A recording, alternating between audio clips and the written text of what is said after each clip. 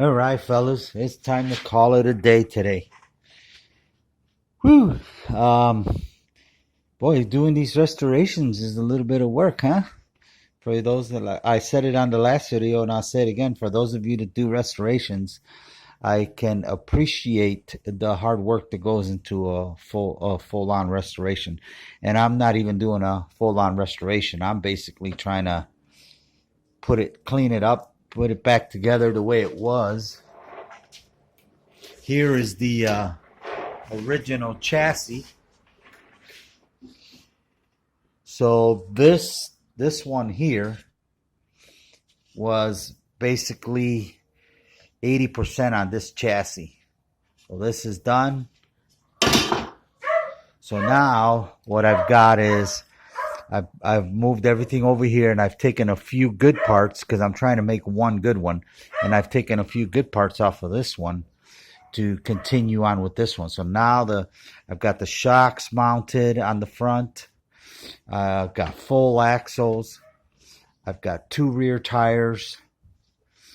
And they've got the original little lug nuts on them, to tighten them down. So all the shocks have been cleaned up. Pan's been cleaned up. Any tips out there on how to get these cleaner, this plastic? I'm not sure if I could bleach them or what. They're kind of brittle anyway, so I don't want to ruin them, by making them more brittle. But they all work. So that's where I'm at with this one. I got the motor in. Now, I took the electronics out, and I don't know how to test, or I don't really have a way to test this out because it didn't come with a transmitter. So I don't have the transmitter for it. So I may just, I don't know. I made a receiver's cheap. I might just buy I have a bunch of transmitters, so I might just buy a Fly Sky receiver for about $12.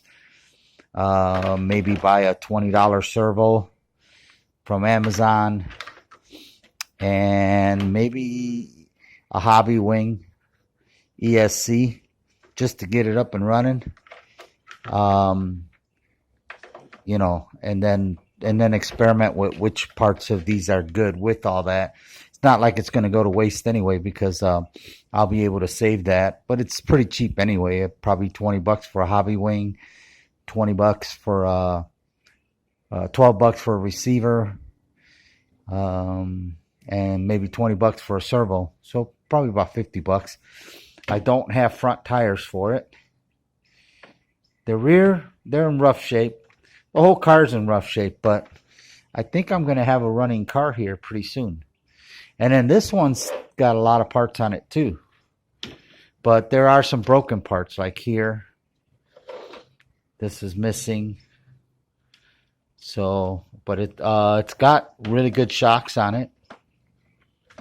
And the back shocks are pretty good. And this one does have the original, from what I understand. I forget what this, I think this is called the ESC, or this is, I don't know. Let's see. I'll figure it out. Anyway, that's where we're at so far.